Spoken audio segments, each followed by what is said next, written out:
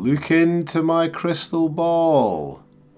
Well, that is just an old Christmas decoration that I haven't bothered to put away yet, but neither that nor a crystal ball are going to be able to easily predict the future of British farming. But one thing's for sure is that it's not going to be easy. So buckle in, sit tight, and I'll give you my top predictions for farming in 2024.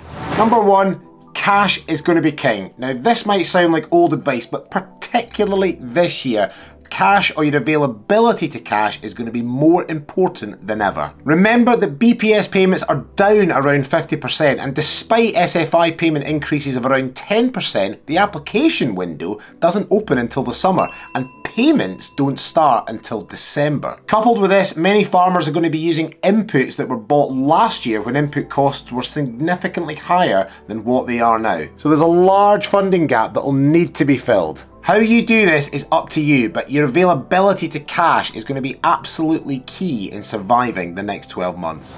Number two is effective risk management. Now what I mean by that is basically de-risk your business, spread your risk and diversify out of your core farming operations. BPS was a financial buffer that allowed so many farmers to deal with the high levels of volatility year on year, both in terms of the weather and commodity prices. But farming's a capital intensive business, with the levels of working capital required to keep the business in operation increasing significantly with input cost inflation. Commodity prices are down, interest rates are going up, so I predict that many farmers are going to have to be much more thoughtful in terms of how they optimise machinery, equipment and labour, all to drive efficiency, whilst at the same time managing their exposure to risk in terms of cropping and land use decisions. Spread your bets across different income streams.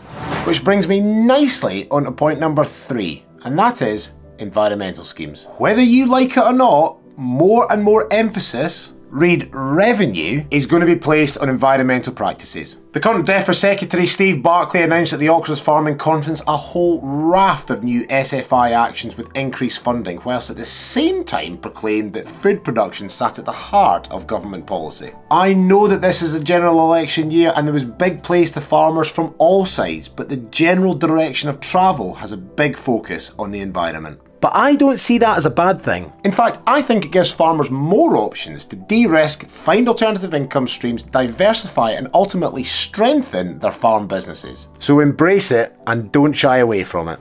Now I hate chatting about politics, but with farming being a pawn in a political game, it's actually very difficult to avoid. We've entered a general election year and whoever wins, whoever comes out on top, there is going to be change. We've heard some big claims come out of all the parties at the Oxford Farming Conference, but whether or not these changes can actually be implemented before a general election is another thing entirely. This further highlights the importance of cash and having enough of it to see yourself through the next 12 months to deal with the uncertainty that is coming.